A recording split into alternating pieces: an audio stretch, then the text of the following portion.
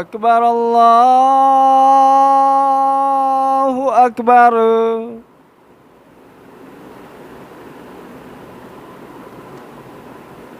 الله أكبر الله أكبر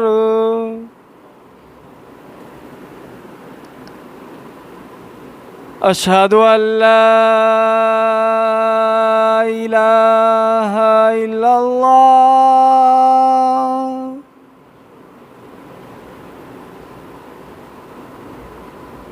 أشهد أن لا إله إلا الله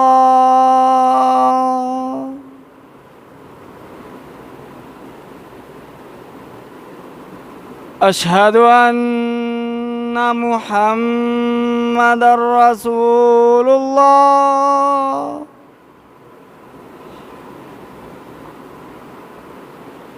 أشهد أن محمد رسول الله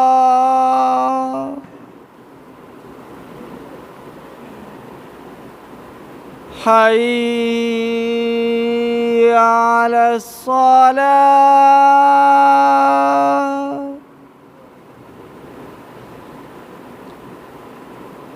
حي على الصلاة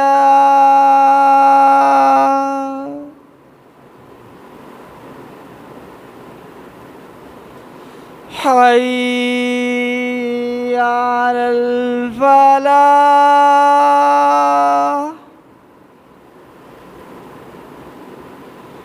حي على الفلاح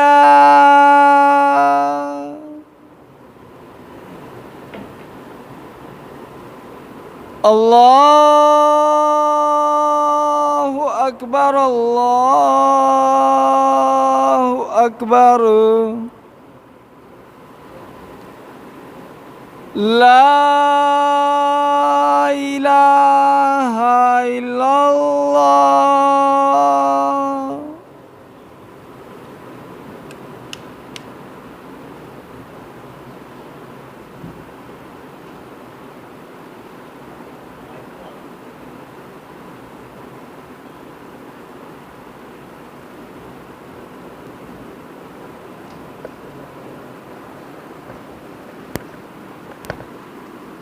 إن الحمد لله نحمده ونستعينه ونستغفره ونعوذ بالله من شرور أنفسنا ومن سيئات أعمالنا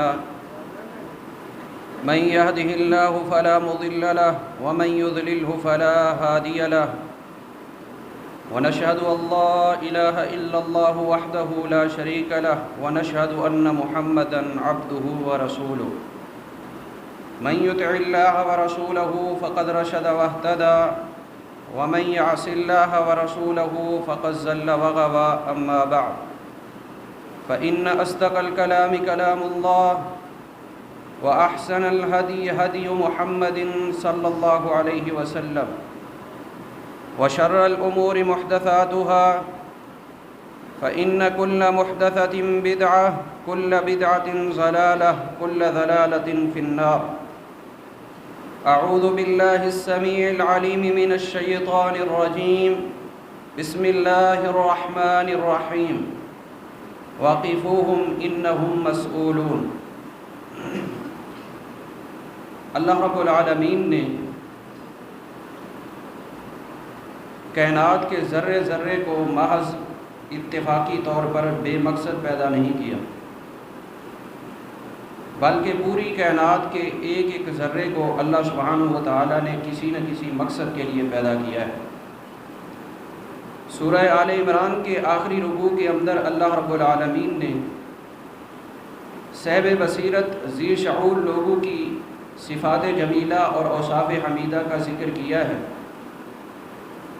اللہ فرماتا ہے سمجھدار لوگ وہ ہوتے ہیں الذین یذکرون اللہ قیاما وقعودا وعلی جنوبہم، جو اٹھتے بیٹھتے چلتے پھرتے اپنے پہلو کے بل لیٹے ہوئے اللہ کا ذکر کرتے ہیں۔ وَيَتَفَكَّرُونَ فِي خَلْقِ السَّمَاوَاتِ وَالْأَرْضِ، جب وہ بچھائی ہوئی زمین کو دیکھتے ہیں اور پھیلائے ہوئے آسمان کو دیکھتے ہیں، زمین کے اندر گاڑے ہوئے پہاڑوں کو دیکھتے ہیں، چلتی ہوئی ہواؤں کو دیکھتے ہیں، اور سمندر کی لہروں اور موجوں کو دیکھتے ہیں، الغرض کائنات کے ذرے ذرے کو دیکھتے ہیں، تو بے ساختہ پکار اٹھتے ہیں، ربنا ما خلقت ھذا باطلا سبحانک فقنا عذاب النار۔ اے اللہ تو پاک ہے، تیری ذات میں، تیرے افعال میں، تیرے اسماء و صفات میں کسی قسم کا نقص و عیب نہیں ہے، اور تو نے کائنات کے ذرے ذرے کو کسی اہم مقصد کے لیے پیدا کیا ہے، اس میں سے کسی بھی چیز کو بے مقصد نہیں بنایا۔ اور پھر ان تمام مخلوقات میں سے اشرف المخلوقات جس کو اللہ سبحانہ و تعالی نے اپنے ہاتھ سے پیدا کیا، یا ابلیس ما منعک ان تسجد لما خلقت بیدی، اللہ فرماتا ہے میں نے انسان کو اپنے ہاتھ سے بنایا ہے۔ اور پھر انسان کی تخلیق و پیدائش کا، بناوٹ کا جو مرحلہ ہے وہ بڑا ہی باریک بین اور لطیف مرحلہ ہے۔ سورہ مومنون میں اللہ فرماتا ہے وَلَقَدْ خَلَقْنَا الْإِنسَانَ مِنْ سُلَالَةٍ مِّن طِينٍ ثُمَّ جَعَلْنَاهُ نُطْفَةً فِي قَرَارٍ مَّكِينٍ ثُمَّ خَلَقْنَا النُّطْفَةَ عَلَقَةً فَخَلَقْنَا الْعَلَقَةَ مُضْغَةً فَخَلَقْنَا الْمُضْغَةَ عِظَامًا فَكَسَوْنَا الْعِظَامَ لَحْمًا۔ بیسیکلی اور بنیادی طور پر اللہ نے انسان کو، سیدنا آدم پیغمبر علیہ السلام کو مٹی سے پیدا کیا، لیکن اس کے بعد بنی نوع انسان کی نسل کا سلسلہ جاری فرمانے کے لیے اللہ نے تخلیق و پیدائش کا جو نظام جاری فرمایا وہ یہ ہے کہ ماں کے پیٹ کے اندر، رحم کے اندر 40 دن تک نطفہ رہتا ہے، پھر 40 دن تک اللہ سبحانہ و تعالیٰ اس کو جمع ہوا خون بناتا ہے، پھر 40 دن تک اللہ سبحانہ و تعالیٰ اس کو گوشت کا لوتھڑا بناتا ہے، پھر ہڈیوں کا ڈھانچہ بنا کر کے اللہ سبحانہ و تعالیٰ گوشت چڑھا کر کے فرشتے کو بھیجتا ہے۔ صحیح مسلم کی حدیث ہے کہ جب یہ ابن آدم ماں کے رحم کے اندر 120 دن یعنی 4 ماہ کا ہو جاتا ہے تو اللہ کا ایک فرشتہ آتا ہے، یکتب رزقہ، وہ اس کا رزق لکھتا ہے کہ یہ اپنی زندگی میں کیا کیا کھائے گا، کہاں کہاں سے کھائے گا۔ نمبر 2 وَأَجَلَهُ، اس کی عمر لکھتا ہے کہ کتنی عمر یہ شخص پائے گا۔ تیسری چیز لکھتا ہے وَعَمَلَهُ، یہ کون سے اعمال کرے گا۔ اور نمبر 4 وَشَقِيٌّ أَوْ سَعِيدٌ، فرشتہ 4 ماہ کی مدت میں یہ بھی لکھ کے چلا جاتا ہے کہ یہ نیک بخت بنے گا یا بدبخت بنے گا۔ اور یہ اللہ سبحانہ و تعالیٰ اس کے بعد جو بندے کی تخلیق اور تصویر کشی کرتا ہے، سبحان اللہ، مصور تصویر بناتا ہے سیمپل سامنے رکھ کر کے اور پھر روشنی میں، لیکن سورہ زمر میں اللہ فرماتا ہے یخلقکم فی بطون امہاتکم خلقا من بعد خلق فی ظلمات ثلاث۔ اللہ کی بناوٹ کے اوپر تو غور کرے کہ اللہ سبحانہ و تعالیٰ 3 قسم کے اندھیروں کے اندر بندے کی تصویر کشی کرتا ہے، اور اشرف المخلوقات، اجمل المخلوقات، سب سے اعلیٰ، افضل اور اکرم مخلوق بناتا ہے، کسی قسم کا نقص و عیب بھی نہیں ہوتا۔ کس حالت میں؟ جب 3 اندھیرے ہوتے ہیں۔ قرآن کہتا ہے فی ظلمات ثلاث، 3 اندھیرے ہوتے ہیں۔ 3 اندھیرے کون سے ہیں؟ نمبر 1 ماں کے پیٹ کا اندھیرا، نمبر 2 رحم کا اندھیرا جسے آپ بچے دانی کہتے ہیں، اور نمبر 3 اس جھلی کا اندھیرا جس جھلی کے اندر بچہ لپٹا ہوا ہوتا ہے۔ 3 اندھیروں میں اللہ نے ہمیں بنایا، لیکن کس قدر حسین و جمیل بنایا، اور بنانے کے بعد فرمایا لقد خلقنا الانسان فی احسن تقویم، میں نے انسان کو بڑا ہی اشرف بنایا ہے۔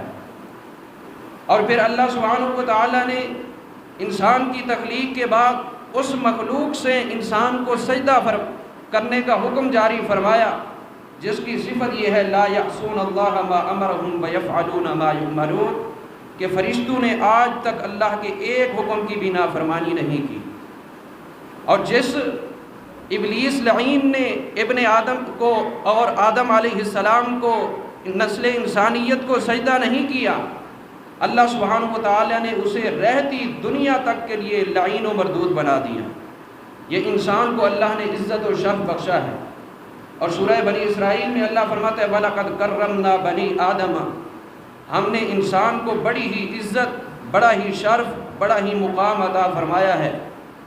اس سے بڑھ کر اور کیا مقام ہو، اللہ نے ذوی العقول، صاحب بصیرت اور ذی شعور بنایا، اور اس کے باوجود اللہ نے انسانیت کی رشد و ہدایت کے لیے وحی الہی کا سلسلہ جاری فرمایا، اور اس وحی الہی کو سمجھانے کے لیے انبیاء اور رسول کا خوبصورت انداز میں گلدستہ جاری فرمایا۔ یہ اللہ سبحانہ وتعالیٰ کا ہم پر انعام ہے۔ حضرات، خود اللہ سبحانہ وتعالیٰ نے انسان کی پیدائش کے اندر، انسان کے اس 5-6 فٹ کے اندر بے شمار نعمتیں رکھی ہیں۔ اللہ فرماتا ہے وَفِي أَنفُسِكُمْ أَفَلَا تُبْصِرُونَ، میں نے تمہارے جسم کے اندر بہت ساری نعمتیں رکھی ہیں، بہت ساری نشانیاں رکھی ہیں جن کے اوپر تم غور و فکر کرو تو حقانیت الہی کو پہچان لو۔ افلا تبصرون، کیا ابھی بھی تم غور و فکر نہیں کرتے؟ ان تمام تر نعمتوں کے باوجود اللہ سبحانہ وتعالیٰ نے اور بھی بہت ساری نعمتیں بنائی۔ وَإِن تَعُدُّوا نِعْمَةَ اللَّهِ لَا تُحْصُوهَا، اللہ فرماتا ہے اتنی نعمتیں تمہیں عطا کی ہے، اگر تم ان نعمتوں کو شمار کرنا شروع کر دو تو کبھی گن اور شمار نہیں سکو گے۔ لیکن اللہ سبحانہ وتعالیٰ کیا فرماتا ہے هُوَ الَّذِي خَلَقَ لَكُم مَّا فِي الْأَرْضِ جَمِيعًا، حیوانات و نباتات، جمادات، یہ درخت، یہ پہاڑ، یہ ہوائیں، یہ زمین، یہ آسمان، یہ سب کچھ میں نے بالواسطہ یا بلا واسطہ انسان کے فائدے کے لیے بنایا ہے۔ اس سے انسان فائدہ اٹھاتا ہے، استفادہ کرتا ہے۔ اے اللہ، پوری کائنات کا ذرہ ذرہ، پوری کائنات کا نظام تو نے بنایا انسان کے فائدے کے لیے، انسان کو کس لیے بنایا ہے؟ سورہ زاریات میں اللہ فرماتا ہے وَمَا خَلَقْتُ الْجِنَّ وَالْإِنسَ إِلَّا لِيَعْبُدُونَ، جس انسان کے جسم کے اندر میں نے بے شمار نعمتیں رکھی اور کائنات کا ذرہ ذرہ انسان کے فائدے کے لیے بنایا، اس انسان کو میں نے صرف اس لیے بنایا ہے کہ وہ میری عبادت و بندگی کرے، وہ میرے سامنے سر بسجدہ ہو اور میرے سامنے رکوع و سجود کرے۔ انسان کی زندگی کا مقصد اللہ رب العالمین کی عبادت ہے، اور جو لوگ اس مقصد کو فراموش کر دیتے ہیں اس کے اور حیوان کے درمیان کوئی فرق نہیں ہے۔ سورۃ الاعراف پارہ نمبر 9 اللہ فرماتا ہے وَلَقَدْ زَرَعْنَا لِجَهَنَّمَ كَثِيرًا مِّنَ الْجِنِّ وَالْإِنسِ، ہم نے جہنم کے لیے بہت ساری جنوں اور انسانوں کی جماعت تیار کر رکھی ہے۔ اے اللہ، یہ کون لوگ ہیں؟ فرمایا لَهُمْ قُلُوبٌ لَا يَفْقَهُونَ بِهَا، ہم نے ان کو دل تو دیے ہیں لیکن دلوں کے ساتھ یہ سمجھتے نہیں۔ وَلَهُمْ أَعْيُنٌ لَا يُبْصِرُونَ بِهَا، ان کو ہم نے آنکھیں دی ہیں لیکن آنکھوں کے ساتھ یہ ربانیت کو، اللہ کی حقانیت کو سمجھتے نہیں ہیں۔ وَلَهُمْ آذَانٌ لَا يَسْمَعُونَ بِهَا، ان کو کان تو دیے ہیں لیکن کانوں کے ساتھ یہ حق کو سنتے نہیں، حق کو سمجھتے نہیں۔ أُولَئِكَ كَالْأَنْعَامِ بَلْ هُمْ أَضَلُّ، فرمایا جو لوگ مقصد زندگی کو، مقصد حیات کو اور تخلیق کے مقصد کو بھولے ہوئے ہیں، یہ جانوروں کی طرح ہیں۔ بل ہم اضل، جانوروں سے بھی بدتر ہیں۔ ایک عرصہ پہلے آپ کو حدیث سنائی تھی صحیح بخاری کے حوالے سے، بنی اسرائیل کا ایک بندہ بیل پر جا رہا تھا، بیل کو اللہ نے قوت گویائی دی اور بیل نے کہا انا لم نخلق لہذا انما خلقنا للحرث، اللہ نے ہمیں سواری کے لیے پیدا نہیں کیا، اللہ نے ہمیں کھیتی باڑی کے لیے پیدا کیا ہے۔ حضرات، حدیث کے اس مختصر سے جملے پر غور کریں، جانور کو اپنی زندگی کا مقصد پتہ ہے، اور جو انسان مقصد حیات کو بھول جائے، اللہ فرماتے ہیں بل ہم اضل، یہ جانور سے بھی بدتر ہے۔ جانور کو تو پتہ چل گیا کہ اللہ نے مجھے کس لیے پیدا کیا، وما قدر اللہ حق قدری، انسان کیسا ناشکر ہے کہ اس نے اللہ کی کما حق کا قدر نہیں کی اور اپنے مقصد حیات کو فراموش کیے بیٹھا ہے۔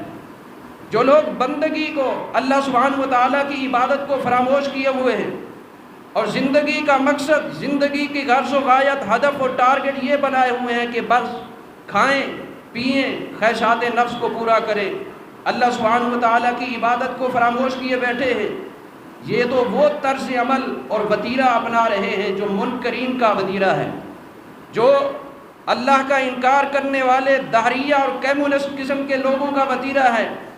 سورہ محمد میں اللہ فرماتے ہیں والذین کفروا یتمتعون ویأکلون کما تأکل الانعام والنار مثوی لہم۔ یہ اللہ کا انکار کرنے والوں کا طرز زندگی ہے کہ وہ یہ سمجھتے ہیں کہ بس دنیا سے کھاؤ پیو خواہشات نفس کو پورا کرو اور پھر دنیا سے چلے جاؤ۔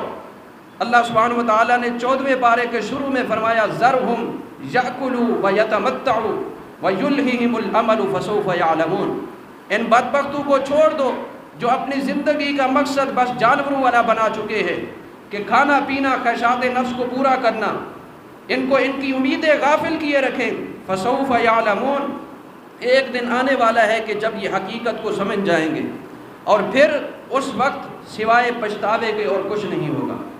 حضرات، انسان حقیقت میں انسانیت کہلانے کے لائق وہی ہے، اور حقیقی طور پر انسان وہ ہے جو مقصد الہی کو، جو اللہ سبحانہ و تعالیٰ کی تخلیق کا مقصد ہے اور مقصد حیات ہے، اس کو مد نظر رکھتے ہوئے اس کے مطابق زندگی گزارتا ہے۔ اللہ سبحانہ و تعالیٰ فرماتا ہے یہ لوگ یہ سمجھتے ہیں افحسبتم انما خلقناکم عبثا، تم یہ سمجھتے ہو کہ ہم نے تمہیں بغیر کسی مقصد کے فضول پیدا کر لیا ہے، ایسا بالکل نہیں۔ افحسبتم انما خلقناکم عبثا وانکم الینا لا ترجعون، تم تو یہ سمجھتے ہو کہ یہ زندگی ہے اور اس کے بعد کچھ نہیں۔ حقیقت یہ ہے کہ ایک دن ایسا آنے والا ہے کہ جب تم یوم یقوم الناس لرب العالمین، اللہ رب العالمین کے سامنے پیش ہوگے۔ ہمیں اپنی مقصد حیات کو پورا کرنا چاہیے اور مقصد زندگی کو کما حقہ پورا کرنے کی ہر ممکن کوشش کرنی چاہیے۔ قرآن یہی ہم سے تقاضا کرتا ہے، نبی علیہ الصلوۃ والسلام کے فرامین ہم سے یہی تقاضا کرتے ہیں۔ اگر مقصد زندگی کو فراموش کر دیا، اللہ سبحانہ و تعالیٰ فرماتا ہے فَنَجْعَلُ الْمُسْلِمِينَ كَالْمُجْرِمِينَ مَا لَكُمْ كَيْفَ تَحْكُمُونَ، تم کیا سمجھتے ہو وہ جو دنیا کے اندر دنیا کی زندگی اللہ کی اطاعت و فرما برداری اتباع و پیروی میں گزار کے آتے ہیں، جو سلوک ہم انہی کے ساتھ کریں گے، کیا ان کے ساتھ بھی وہی سلوک کریں گے جو مجرم ہیں، جنہوں نے دنیا میں رب کی بغاوتیں کی ہے؟ ام نجعل الذین آمنوا وعملوا الصالحات کالمفسدین فی الارض ام نجعل المتقین کالفجار، ایسا بالکل نہیں ہو سکتا۔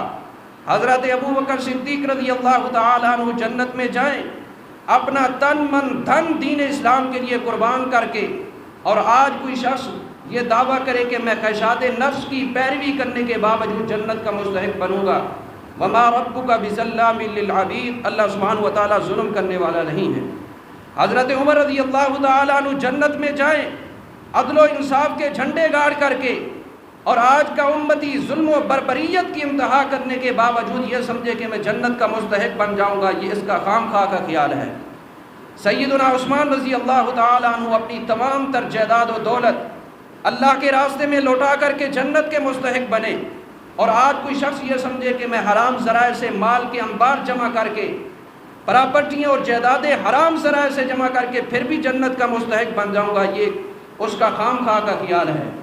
سیدنا علی رضی اللہ تعالی عنہ جنت میں جائیں اپنی زندگی کو دین اسلام میں جہاد کرتے ہوئے وقف کر کے، اور ہم پوری کی پوری زندگی رب کی بغاوت، اللہ اور اس کے رسول کی مخالفت، اور کوئی شخص یہ سمجھے کہ میں اپنی من مانی کرتے ہوئے جنت میں جاؤں گا، ایسا بالکل نہیں ہو سکتا۔ نبی علیہ السلام کی حدیث ہے مسند احمد میں، الکیس من دان نفسہ وعمل لما بعد الموت، میری امت کا سمجھدار آدمی وہ ہے جو دنیا میں اپنے نفس امارہ کو کنٹرول کرتا ہے، اپنے آپ کو گناہوں سے محفوظ رکھتا ہے، اور موت کے بعد آنے والے مراحل کی تیاری کرتا ہے۔ والعاجز من یتبع نفسہ ہوا ویتمنی علی اللہ، میری امت کا سب سے بڑا بے وقوف آدمی وہ ہے جو دنیا میں اپنے آپ کو خواہشات کا پجاری بنا چکا ہے، من مانیے کرتا ہے اور اللہ پر امیدیں لگا کر کے بیٹھا ہے، جو اس کو قرآن سنائے حدیث سنائے کہتے ہیں اللہ بڑا غفور اور رحیم ہے، بخشی جائے گی، ایسا بالکل نہیں ہو سکتا۔ دنیا میں تم اللہ سبحانہ و تعالیٰ کی مخالفتیں کرو اور آخرت میں اللہ سبحانہ و تعالیٰ بخش دے، ایسا بالکل نہیں ہو سکتا۔ حضرات، ہماری دنیا میں آنے کی جو زندگی ہے، دنیا میں آنے کا جو مقصد ہے، اس کا ایک ہی اللہ سبحانہ و تعالیٰ نے مقصد بتایا ہے، وہ یہ ہے کہ دنیا میں رہتے ہوئے اپنی آخرت کی تیاری کرو۔ سورہ یونس میں اللہ فرماتا ہے ثم جعلناکم خلائف فی الارض من بعدہم لننظر کیف تعملون، ہم نے تمہیں دنیا میں اس لیے بھیجا ہے کہ تاکہ تم آخرت کی تیاری کرو۔ صحیح مسلم کی حدیث ہے، نبی علیہ الصلوۃ والسلام فرماتے ہیں ان الدنیا حلوۃ خضرۃ، دنیا بڑی میٹھی ہے، بڑی سرسبز و شاداب ہے، وان اللہ تعالی مستخلفکم فیہا، اللہ سبحانہ و تعالی نے تمہیں دنیا میں بھیجا ہے عیش و عشرت کے لیے نہیں، پرتعیش زندگی گزارنے کے لیے نہیں، خواہشات نفس اور کھانے پینے کے لیے نہیں، بلکہ لینظر کیف تعملون، اللہ سبحانہ و تعالیٰ دیکھنا یہ چاہتا ہے کہ الدنیا مزرعۃ الآخرہ، دنیا آخرت کی کھیتی ہے، یہ اپنی آخرت کے لیے کیا تیاری کرتے ہیں۔ دنیا آخرت کی تیاری کا گھر ہے۔ سیدنا علی رضی اللہ تعالیٰ عنہ فرمایا کرتے تھے الدنیا دار عمل والآخرۃ دار جزا، لوگو دنیا عمل کرنے کی جگہ ہے اور آخرت بدلے کی جگہ ہے۔ دنیا میں بدلہ نہ ملے پھر بھی صبر کر کے دین اسلام پر چلتے رہو، آخرت میں اللہ سبحانہ و تعالیٰ بدلہ ضرور دے گا، لیکن جب یوم آخرت آ گیا، موت کا وقت آ گیا، پھر اس کے بعد عمل کرنے کی کوئی گنجائش باقی نہیں ہوگی۔ انسان کو اپنی زندگی کا مقصد سمجھنا چاہیے۔ حضرات، دنیا کے اندر ایک مومن جب زندگی گزارتا ہے تو صحیح مسلم کی حدیث کے مطابق گزارتا ہے۔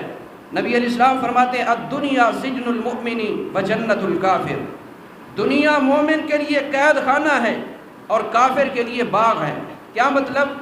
ایک قیدی جس طرح قید کے اندر رہتے ہوئے قید کے تمام تر قوانین، اصول و ضوابط کو فالو کرتا ہے، اسی طرح ایک مومن دنیا کے اندر رہتے ہوئے احکامات الہی کو فالو کرتا ہے اور بڑی پابندی کے ساتھ دنیا کی زندگی گزارتا ہے۔ وجنت الکافری، اور کافر کی دنیا جنت ہے، باغ ہے۔ کیا مطلب؟ جس طرح پرندہ باغ کے اندر داخل ہو جائے، جہاں سے مرضی کھائے، جو مرضی کرتا رہے، اسی طرح جو کافر ہوتا ہے وہ دنیا میں منمانی کرتا ہے، حلال کھائے حرام کھائے، جو مرضی کرتا رہے۔ یہ دونوں کی طرز زندگی میں فرق ہے۔ مومن کی جو طرز زندگی ہے وہ یہ ہے کہ اللہ کے احکامات کے مطابق زندگی گزارنا، اور جو کافر کی طرز زندگی ہے وہ یہ ہے کہ منمانی اور خواہشات نفس کی پیروی کرنا۔ ہمیں اپنے نفس کا احتساب کرنا چاہیے، اپنے اعمال کا، اپنے عقائد و نظریات اور افکار کا، اپنے افعال کا آڈٹ کرنا چاہیے کہ ہم کس طریقے پر چل رہے ہیں۔ دنیا کے اندر بندہ محض چند ایام کی، چند عرصے کی، مختصر عرصے کی زندگی لے کر کے آیا ہے، حقیقی زندگی آخرت کی زندگی ہے۔ حضرات، نبی علیہ الصلوۃ والسلام فرماتے ہیں یقول العبد مالی مالی وان مالہ من مالہ ثلاث، ہم جو دنیا کے پیچھے پڑھ کے آخرت کو فراموش کیے بیٹھے ہیں، یہ دنیا ہے کیا چیز؟ صحیح مسلم کی حدیث ہے، اللہ کے پیارے پیغمبر صلی اللہ علیہ وسلم نے فرمایا بندہ صبح کا وقت ہو یہ کہتا ہے میرا مال، شام کو کہتا ہے میرا مال، دن رات اس کو مال کی پڑی ہوئی ہے۔ وَإِنَّ مَالَهُ مِن مَالِهِ ثَلَاث، حالانکہ اس انسان کو اس کے مال نے صرف 3 فائدے دینے ہیں، صرف 3 فائدے۔ ما اکل فافنا، نبی علیہ السلام فرماتے ہیں پہلا فائدہ یہ ہے جو اس نے کھایا اور فنا کر دیا، اس کے جسم کا حصہ بن گیا، جزو بدن بن گیا۔ او لبس فابلا، دوسرا فائدہ یہ ہے کہ اس نے اچھا لباس زیب تن کیا اور اس لباس کو بسیدہ کر کے پھینک دیا۔ پہلا فائدہ جو اس نے کھایا پیا، دوسرا جو اس نے پہنا، اور تیسرا فائدہ او اعطا فقتنا، جو اس نے اللہ کے راستے میں دیا اور آخرت کے لیے ذخیرہ آخرت کر لیا۔ یہ 3 فائدے ہیں۔ آگے نبی علیہ السلام کیا فرماتے ہیں؟ فرمایا وما سوا ذالک فهو ذاہب وتارکہ للناس، فرمایا اس کے علاوہ جتنا مال ہے یہ بندہ تو دنیا سے جانے والا ہے اور یہ سارے کا سارا مال اپنے ورثاء کے لیے چھوڑ کے جانے والا ہے۔ صحیح بخاری کی حدیث ہے، نبی علیہ السلام نے ایک دن صحابہ کرام سے پوچھا ایکم مال وارثہ احب الیہ من مالہ، میرے صحابہ تم میں سے کون ہے جس کو اس کے ورثاء کا مال اس کے اپنے مال سے زیادہ محبوب ہے؟ صحابہ کرام عرض کرتے ہیں اللہ کے نبی صلی اللہ علیہ وسلم ہم میں سے تو ہر شخص کو اپنا مال زیادہ محبوب ہے، اس کے ورثاء کا مال اتنا محبوب نہیں ہے۔ نبی علیہ السلام نے فرمایا تم نے سمجھا ہی نہیں، حقیقت یہ ہے کہ لوگ اپنے ورثاء کے مال سے محبت کرتے ہیں اور اپنے حقیقی مال سے روگردانی کیے ہوئے ہیں اور اپنے حقیقی مال کو فراموش کیے ہوئے ہیں۔ صحیح بخاری کی حدیث، نبی علیہ السلام فرماتے ہیں فَإِنَّ مَالَهُ مَا قَدَّمَ، اس کا حقیقی مال تو وہ ہے جو یہ توشہ آخرت کر رہا ہے، جو یہ ذخیرہ آخرت کر رہا ہے۔ وَمَالُ وَارِثِهِ مَا أَخَّرَ، جو یہ پیچھے چھوڑ کے جائے گا یہ اس کا مال نہیں ہے، اس کے ورثاء کا مال ہے۔ سیدنا امیر معاویہ رضی اللہ تعالی عنہ اپنے خطبات کے اندر اکثر و بیشتر فرمایا کرتے تھے، اِذَا مَاتَ الْإِنسَانُ، جب بندہ فوت ہوتا ہے، اس کا جنازہ ہوتا ہے، جنازے کے اوپر لوگ آتے ہیں۔ آج کل بھی یہی صورتحال ہوتی ہے، آپ دیکھنا جنازے کے اوپر آنے والے دوست احباب، حلقہ احباب، رشتہ دار، اعزاء و اقارب تبصرہ کرتے ہیں۔ تبصرہ کیا ہوتا ہے؟ قالت الناس ماذا اخر، آنے والے لوگ پوچھ رہے ہوتے ہیں کہ یہ جو مر گیا ہے کتنا پراپرٹی چھوڑ کے گیا ہے، کتنا اس کے بچے ہیں، کتنا بیٹیاں ہیں، کتنا بیٹے ہیں، لوگ یہی تبصرہ کرتے ہیں۔ سیدنا امیر معاویہ رضی اللہ تعالیٰ عنہ فرماتے ہیں فرشتے اس کے جنازے میں آتے ہیں، وقالت الملائکۃ ماذا قدم، فرشتوں کا تبصرہ بالکل اس کے متضاد ہوتا ہے۔ فرشتے کہہ رہے ہوتے ہیں کہ یہ مرنے والا اس نے اپنی آخرت کے لیے کیا بھیجا ہے، لوگ کہہ رہے ہوتے ہیں یہ پیچھے کیا چھوڑ کے گیا ہے، فرشتے کہہ رہے ہوتے ہیں اس نے اپنی آخرت کے لیے کیا تیار کیا ہے۔ حضرات، زندگی صرف 3 جملوں کا نام ہے۔ اللہ کا قرآن کہتا ہے سورہ طٰہٰ، منہا خلقناکم وفیہا نعیدکم ومنہا نخرجکم تارۃ اخری، ہم نے مٹی سے تمہیں بنایا ہے، پھر دوبارہ مٹی کے اندر جانا ہے، اور پھر دوبارہ مٹی سے ہم تمہیں اٹھا کر کے کھڑا کریں گے۔ صرف 3 جملے زندگی ہے۔ اللہ سبحانہ و تعالیٰ قرآن کریم کے دوسرے مقام پر فرماتا ہے سورہ روم، اللہ الذی خلقکم من ضعف ثم جعل من بعد ضعف قوة ثم جعل من بعد قوة ضعفا وشیبا، اللہ نے تمہیں کمزوری سے پیدا کیا، بچے تھے، کمزور تھے، پھر قوت شباب، جوانی عطا کی، طاقت عطا کی، اور پھر اس جوانی کے بعد بڑھاپا آنے والا ہے۔ صرف 3 جملے زندگی اللہ سبحانہ و تعالیٰ کا قرآن قرار دے رہا ہے، اور انسان کو فائدہ بھی صرف 3 چیزیں دینے والی ہیں۔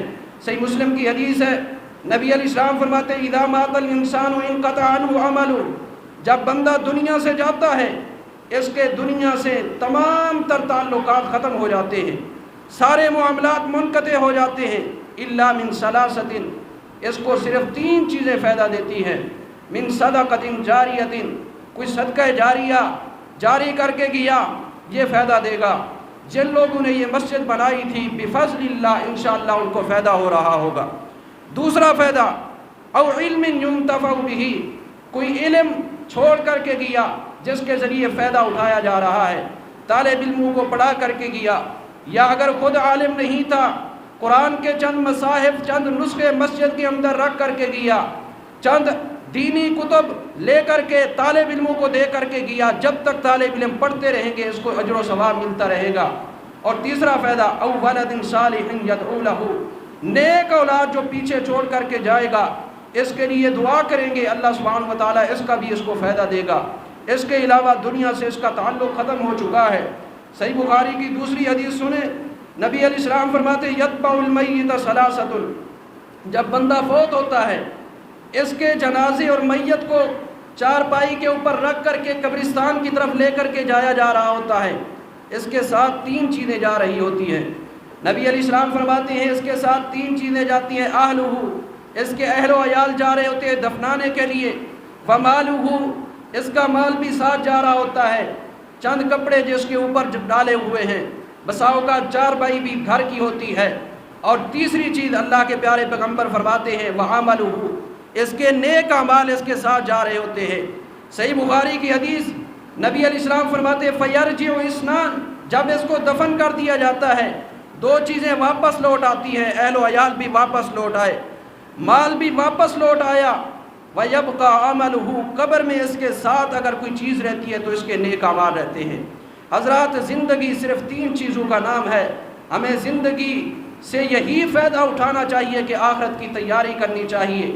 اللہ تعالیٰ فرماتے ہیں بل تؤثرون الحیات الدنیا والآخرۃ خیر وابقیٰ، لوگوں کی حالت یہ ہے کہ یہ دنیا کی زندگی کو ترجیح دیتے ہیں، جبکہ آخرت کی زندگی بڑی ہی بہترین اور ہمیشہ رہنے والی زندگی ہے۔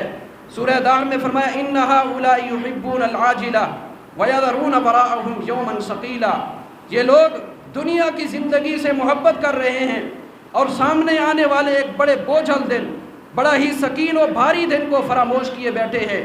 جو بڑا ہی بھاری دن ہوگا۔ انبیاء علیہم السلام پر بھی نفس و نفسی کا عالم ہوگا۔ ہر نبی کی زبان پر یہی بات ہوگی، ربی سلم ربی نفسی ربی سلم ربی نفسی، اے اللہ مجھے محفوظ کر لے، مجھے اپنی پکڑ سے بچا لے۔ حضرات ہمیں اس دن کی تیاری کرنی چاہیے۔ یہی انسان کی زندگی کا مقصد ہے، یہی اللہ سبحانہ و تعالیٰ نے انسان کو جو پیدا کیا مقصد رکھا کہ ثم جعلناکم خلائف فی الارض من بعدہم لننظر کیف تعملون، کہ میں دیکھنا چاہتا ہوں کہ یہ اپنی آخرت کی کیا تیاری کرتے ہیں۔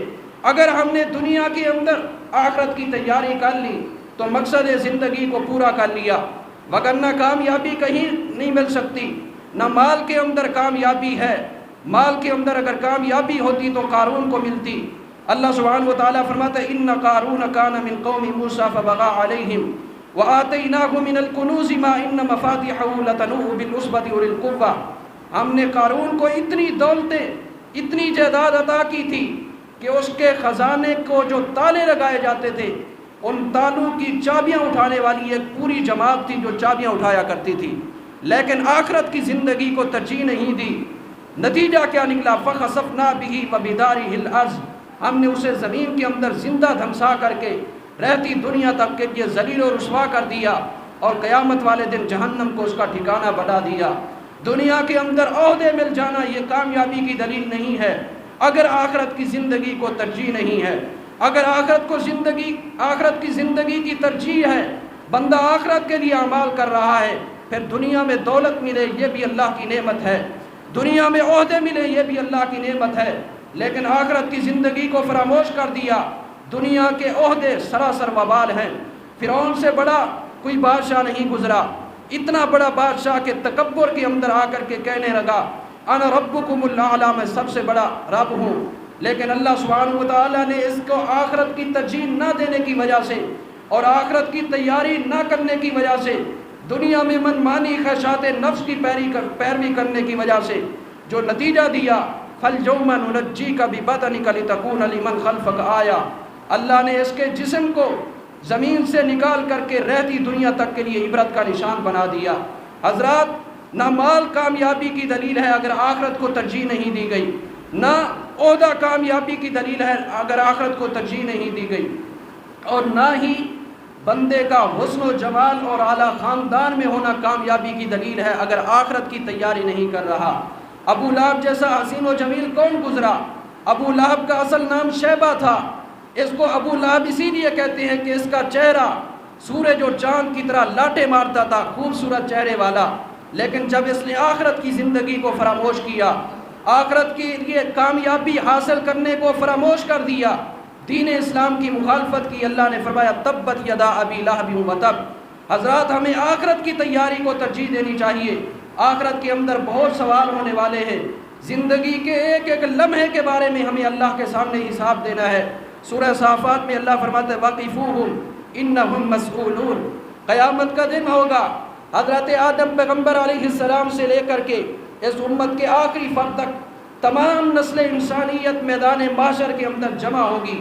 اللہ کی طرف سے فرشتہ اعلان کرے گا وَقِفُوهُمْ، ان سب کو یہاں پر روک دو، یہ آنکھ جھپکنے کی بھی طاقت نہیں رکھتے، انہم مسئولون، جب تک اللہ کے سوالوں کا جواب نہ دے رہے، جب تک اللہ سبحانہ و تعالیٰ کی طرف سے کیے جانے والے سوالوں کا صحیح جواب نہیں دیں گے تب تک کامیابی نہیں مل سکتی۔ کچھ سوال قرآن کریم میں ذکر ہیں، کچھ نبی علیہ السلام کی احادیث میں ذکر ہیں۔ قرآن کریم میں کئی ایک سوال ہیں جن کے لیے ہمیں تیاری کرنا ضروری ہے، لیکن اختصار کے ساتھ بیسیکلی طور پر، بنیادی طور پر 5 سوال ہیں جو قیامت والے دن ہم میں سے ہر کسی سے پوچھے جائیں گے، اور ہمیں چاہیے کہ ہم ان 5 سوالوں کی تیاری کریں۔ سب سے پہلا سوال جو قیامت والے دن ہم سے پوچھا جائے گا وہ عقیدہ توحید کے بارے میں ہوگا۔ ہمیں اپنے عقیدہ توحید کو مستحکم و مضبوط کرنا چاہیے۔ سورہ نحل میں اللہ فرماتا ہے وَيَجْعَلُونَ لِمَا لَا يَعْلَمُونَ نَصِيبًا مِّمَّا رَزَقْنَاهُمْ تَاللَّهِ لَتُسْأَلُنَّ عَمَّا كُنتُمْ تَفْتَرُونَ، قیامت والے دن تم سے توحید کے بارے میں سوال کیا جائے گا۔ جس کا عقیدہ توحید مستحکم و مضبوط ہوا، ایک چٹھی جس نے لا الہ الا اللہ پڑھا اور اس کے تقاضوں کو پورا کیا، وہ 99 ایسے رجسٹروں پر بھاری پڑ جائے گی، صحیح مسلم کی حدیث کے مطابق، جو اتنا لمبے اور چوڑے ہوں گے کہ ان کی جو لمبائی اور چوڑائی ہوگی مثل حد البصر، نگاہ کے ختم ہونے تک اتنا لمبے لمبے دستر، بڑے صحیفے، اتنے بڑے صحیفے جب 99 ایک پلڑے میں رکھے جائیں گے، توحید کا ایک کلمہ جس کے تقاضوں کو انسان نے پورا کیا ہوگا دوسرے پلڑے میں رکھا جائے گا، اللہ سبحانہ وتعالیٰ اس پلڑے کو جھکا دے گا جس میں توحید کا کلمہ ہوگا۔ حضرات عقیدہ توحید کو مستحکم کریں، قیامت والے دن ہم میں سے ہر کسی سے سوال ہونا ہے۔ اگر توحید کے اندر رائی کے ذرے کے برابر جھول، نقص، عیب اور قدغن آ گیا تو کبھی بھی کامیابی نہیں مل سکتی، کیونکہ شرک کے آنے کی وجہ سے سب سے پہلا نقصان یہ ہوتا ہے کہ اللہ سبحانہ وتعالیٰ اس شخص کے تمام تر نیک اعمال کو برباد کر دیتا ہے۔ اللہ فرماتا ہے وَمَن يَكْفُرْ بِالْإِيمَانِ فَقَدْ حَبِطَ عَمَلُهُ، جس نے ایمان لانے کے بعد کفر کیا، توحید کے بعد شرک کیا، اس کے نیک اعمال برباد ہو جاتے ہیں۔ دوسرا نقصان یہ ہے کہ اللہ سبحانہ وتعالیٰ اس کی کبھی بھی بخشش نہیں کرے گا۔ ان اللہ لا یغفر ان یشرک بہ ویغفر ما دون ذلک لمن یشاء۔ تیسرا نقصان یہ ہے کہ جس نے عقیدہ توحید کے اندر کمزوری اختیار کی، عقیدے کے باب کے اندر کمزور ہو گیا، یہ ابدی جہنمی ہے، کبھی اس کو جنت کا داخلہ نہیں مل سکتا۔ اللہ کا قرآن کہتا ہے انہ من یشرک باللہ فقد حرم اللہ علیہ الجنت ومأواہ النار۔ عقیدہ توحید مستحکم ہو، تمام تر امیدیں ہوں تو اللہ سبحانہ وتعالیٰ کے ساتھ وابستہ ہوں، ہر قسم کی عبادات ہوں تو اللہ کے لیے، نفع نقصان کا مالک سمجھا جائے تو اللہ کو، اللہ سبحانہ وتعالیٰ کے سامنے رکوع و سجود کیا جائے، اللہ سبحانہ وتعالیٰ کو بیٹے اور بیٹیاں دینے والا مانا جائے، مختار کل سمجھا جائے تو اللہ سبحانہ وتعالیٰ کو، عالم الغیب سمجھا جائے تو اللہ سبحانہ وتعالیٰ کو، حاکم اعلیٰ اور شریعت سازی کرنے والا سمجھا جائے تو اللہ سبحانہ وتعالیٰ کو، ہر قسم کے نفع اور نقصان کا مالک سمجھا جائے تو اللہ سبحانہ وتعالیٰ کو، ہر قسم کی امیدیں وابستہ کی جائے تو اللہ سبحانہ وتعالیٰ کے ساتھ۔ عقیدہ توحید کے بارے میں پہلا سوال ہونے والا ہے۔ دوسرا سوال جس کا قرآن کریم نے ذکر کیا عقیدہ رسالت کے بارے میں ہوگا۔ اللہ سبحانہ وتعالیٰ فرماتا ہے سورہ اعراف میں فَلَا نَسْأَلَنَّ الَّذِينَ أُرْسِلَ إِلَيْهِمْ وَلَنَسْأَلَنَّ الْمُرْسَلِينَ۔ اللہ فرماتا ہے قیامت کا دن ہوگا، ہم رسولوں سے بھی سوال کریں گے، انبیاء اور رسول کی امتوں سے بھی سوال کریں گے۔ رسولوں سے سوال ہوگا کیا تم نے رسالت کا حق ادا کیا تھا، میرا پیغام امتوں تک پہنچایا تھا؟ اور رسولوں کی امتوں سے سوال ہوگا کیا انہوں نے جو پیغام دیا تھا تم نے اس پیغام پر عمل کیا تھا، انبیاء اور رسول کی اتباع و پیروی اور فرما برداری کی تھی کہ نہیں کی تھی؟ سورہ قصص میں اللہ فرماتے ہیں وَيَوْمَ يُنَادِيهِمْ، قیامت کا دن ہوگا، اللہ سبحانہ وتعالیٰ تمام نسل انسانیت کو آواز لگائے گا اور فرمائے گا فَيَقُولُ مَاذَا عَجَبْتُمُ الْمُرْسَلِينَ، اے میرے بندو میں نے تمہارے پاس رسول بھیجے تھے، تم نے رسولوں کی سیرت پر کتنا عمل کیا تھا؟ حضرات جس نے رسول کی سیرت پر عمل کیا وہ کامیاب ہو جائے گا، جس نے رسول کی سیرت کو پس پوش ڈال دیا، اللہ کے پیارے پیغمبر صلی اللہ علیہ وسلم کی اتباع و پیروی کے راستے کو چھوڑ دیا، اس کے بارے میں قرآن کہتے ہیں یوم تقلب وجوہہم فی النار۔ سورہ احزاب میں اللہ فرماتے ہیں ایسے لوگوں کو جہنم کے اندر ان کے چہروں کو الٹ پلٹ کیا جائے گا اور یہ کہہ رہے ہوں گے یا لیتنا اطعنا اللہ و اطعنا الرسول، اے کاش ہم نے دنیا کے اندر اللہ اور اس کے رسول کی فرما برداری کی ہوتی، اطاعت کی ہوتی۔ دوسرا سوال انبیاء اور رسول کی اتباع و پیروی کے بارے میں ہونے والا ہے۔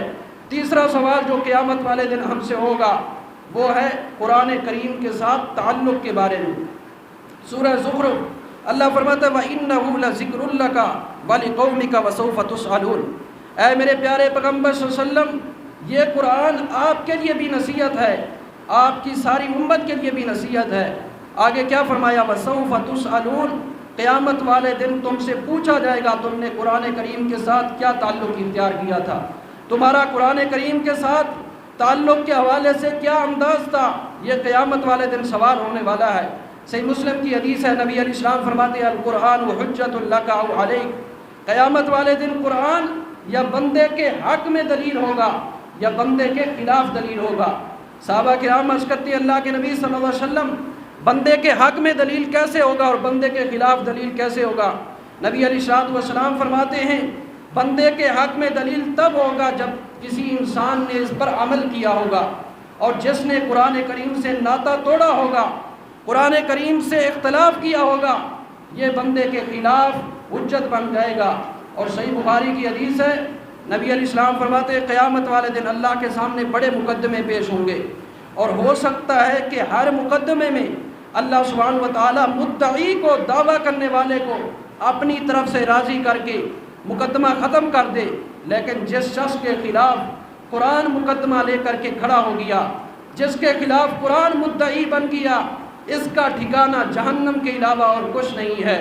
اسی وجہ سے اپنے دور کے عظیم محدث عبداللہ بن مبارک رحمۃ اللہ علیہ فرمایا کرتے تھے، جس شخص کا دل چاہتا ہے کہ اسے دنیا میں پتہ چل جائے قیامت والے دن میرا خالق و مالک میرے ساتھ کیا سلوک کرے گا، اس کو یہ دیکھنا چاہیے کہ میں دنیا میں اس کی کلام کے ساتھ، اس کی کتاب کے ساتھ کیا تعلق اختیار کر رہا ہوں۔ جیسا اس کا قرآن کے ساتھ سلوک ہے، قیامت والے دن اللہ سبحانہ و تعالیٰ اس کے ساتھ ویسا سلوک کرے گا۔ حضرات، قیامت والے دن پہلا سوال توحید کے بارے میں، دوسرا سوال عقیدہ رسالت کے بارے میں، اور تیسرا سوال ہونے والا ہے قرآن کریم سے تعلق کے بارے میں۔ چوتھا سوال قیامت والے دن ہمیں ہمارے اعمال کے بارے میں پوچھا جائے گا۔ اللہ سبحانہ و تعالیٰ سورۃ الحجر 14ویں پارے میں فرماتا ہے فَوَرَبِّكَ لَنَسْأَلَنَّهُمْ أَجْمَعِينَ عَمَّا كَانُوا يَعْمَلُونَ۔ اے پیارے پیغمبر، تیرے رب کی قسم ہے میں ہر کسی سے پوچھوں گا عَمَّا كَانُوا يَعْمَلُونَ، دنیا میں کیا کر کے آیا ہے، دنیا میں تجھے زندگی دی تھی، زندگی کے اندر کیا کر کے آیا ہے، مقصد حیات کو پورا کر کے آیا ہے یا مقصد زندگی کو فراموش کر کے آیا ہے۔ ہمیں ہمارے اعمال کے بارے میں سوال ہونا ہے، اور اعمال ایسے مضبوط اور منظم طریقے سے اللہ کی بارگاہ میں ریکارڈ کی صورت میں پیش کیے جائیں گے۔ اللہ فرماتا ہے ما یلفظ من قول الا لدیہ رقیب عتید، بندہ جب زبان سے ایک جملہ نکالتا ہے اللہ کے فرشتے اس کے جملے کو نوٹ کر لیتے ہیں۔ قیامت والے دن اس کا ایک ایک بول اللہ کی بارگاہ میں پیش ہوگا۔ جو عمل کرتا ہے فَمَن يَعْمَلْ مِثْقَالَ ذَرَّةٍ خَيْرًا يَرَهُ، رائی کے ذرے کے برابر نیکی کی، یہ بھی اللہ کی بارگاہ میں پیش ہوگی۔ وَمَن يَعْمَلْ مِثْقَالَ ذَرَّةٍ شَرًّا يَرَهُ، رائی کے ذرے کے برابر برائی کی، یہ بھی اللہ کی بارگاہ میں پیش ہوگی۔ حضرات، ہمیں اپنے اعمال کا احتساب کرنا چاہیے، آخرت کے حوالے سے جو توشہ ہم تیار کر رہے ہیں اس کا آڈٹ کرنا چاہیے کہ باقی ہمارے اعمال اس قابل ہیں کہ ہم اللہ کے سامنے اپنے اعمال پیش کر سکیں۔ قیامت کا دن ہوگا، ان السمع والبصر والفؤاد کل اولئک کان عنہ مسئولا۔ 15ویں پارے میں اللہ فرماتا ہے کانوں کے بارے میں بھی سوال ہونا ہے، آنکھوں کے بارے میں بھی سوال ہونا ہے، اور دل کے بارے میں بھی سوال ہونا ہے۔ رائی کے ذرے کے برابر اگر نیکی ہوگی وَإِن كَانَ مِثْقَالَ حَبَّةٍ مِّنْ خَرْدَلٍ أَتَيْنَا بِهَا وَكَفَىٰ بِنَا حَاسِبِينَ۔ سورہ انبیاء میں اللہ فرماتے ہیں رائی کے ذرے کے برابر نیکی ہوگی، وہ بھی ہمارے ریکارڈ میں جمع ہے، اور جو رائی کے ذرے کے برابر برائی کر کے آئے گا وہ بھی ہمارے ریکارڈ کے اندر جمع ہے۔ صحیفہ اس کے ہاتھ میں پکڑایا جائے گا، اور اللہ فرمائے گا اقرأ کتابک کفیٰ بنفسک اليوم علیک حسیبا، یہ صحیفہ پڑھو، یہ تمہارے لیے آج بذات خود تمہاری کتاب تمہارے اوپر نگران ہے اور گواہی دے گی کہ تو دنیا کے اندر کیا کر کے آیا ہے۔ چوتھا سوال ہمارے ایک ایک عمل کے بارے میں ہونا ہے، لہٰذا ہمیں اپنی زندگی کا ایک ایک لمحہ، ایک ایک قدم اس فکر سے اٹھانا چاہیے کہ کیا ہم اس مرحلے کے اندر جو کام کر رہے ہیں، جیسے زندگی گزار رہے ہیں، اللہ کے سامنے منہ دکھانے کے قابل ہیں۔ اور 5واں سوال ہونا ہے اللہ کی نعمتوں کے بارے میں۔ اللہ سبحانہ و تعالیٰ 30واں پارہ سورہ تکاثر میں فرماتا ہے ثم لتسألن یومئذ عن النعیم، قیامت والے دن میں نے تمہیں نعمتیں جو دی ہیں ان کے بارے میں سوال کرنا ہے۔ حضرات، ہم سے یہ سوال ہونے والے ہیں 5۔ نمبر 1 عقیدہ توحید کے بارے میں، نمبر 2 عقیدہ رسالت کے بارے میں، اور نمبر 3 قرآن کریم سے تعلق کے بارے میں، اور نمبر 4 ہمارے اعمال کے بارے میں سوال ہوگا، اور نمبر 5 اللہ کی دی ہوئی نعمتوں کے بارے میں سوال ہوگا کہ نعمتوں کی شکر کیا تھا یا نعمتوں کی ناشکری کی تھی۔ ایک بہت بڑا المیہ ہے کہ ہم سمجھتے ہیں شاید نعمتوں کا شکر یہ ہے کہ ہم کھانا کھا کر کے سبحان اللہ کہہ دیں، الحمدللہ کہہ دیں، یہی شکر ہے۔ یہ شکر ہے لیکن مکمل شکر نہیں ہے۔ شکر کی جو تعریف اور شکر کا جو مزاج شریعت نے پیش کیا ہے وہ یہ ہے کہ اللہ کی دی ہوئی نعمتوں کو اللہ کے احکامات کے مطابق جائز اور صحیح طریقے سے استعمال کرنا شکر کہلاتا ہے۔ اس اعتبار سے، اس تعریف کے اعتبار سے ہم دیکھیں کہ اللہ کی دی ہوئی نعمتوں کا اللہ کے احکامات کے مطابق جائز اور صحیح طریقے سے ہم استعمال کر رہے ہیں تو پھر اللہ کا شکر ادا کر رہے ہیں۔ لیکن اگر اللہ کی نعمتوں کی ناشکری کی جائے اور ان کا غلط استعمال کیا جائے، آپ لاکھوں مرتبہ سبحان اللہ تسبیح کا دانے پہ دانہ پھینکتے رہیں، شکر نہیں ہے۔ اللہ فرماتا ہے ما یفعل اللہ بعذابکم ان شکرتم وآمنتم، اگر اس طرح کا تم نے شکر کر لیا تو پھر اللہ سبحانہ وتعالیٰ تمہیں کبھی عذاب نہیں دے گا۔ حضرات، ہمیں ان 5 سوالوں کی تیاری کرنی چاہیے، عقیدہ توحید کی، عقیدہ رسالت کی، قرآن سے تعلق کے بارے میں، اعمال کے بارے میں، اللہ کی ایک ایک نعمتوں میں سے اللہ کی ایک ایک نعمت کو صحیح استعمال کرنا چاہیے۔ یہ آخرت کے لیے توشہ بنے گا، یہ آخرت کے لیے ذخیرہ بنے گا، اور یہی ہماری زندگی کا مقصد ہے۔ زندگی کو صرف کھانے پینے اور خواہشات نفس میں پورا کرنے کا نام کامیابی نہیں، کامیابی یہ ہے کہ دنیا میں عمل کر کے جائیں اور آخرت میں اعلان ہو فمن زحزح عن النار وادخل الجنة فقد فاز، جس نے اللہ سبحانہ وتعالیٰ کی رحمت سے اپنے اعمال کی بدولت جہنم سے چھٹکارا حاصل کر لیا، جنت کا داخلہ حاصل کر لیا، یہی کامیابی ہے۔ اللہ سبحانہ وتعالیٰ ہمیں آخرت کی تیاری کر کے یہی اصل کامیابی حاصل کرنے کی توفیق عطا فرما دے۔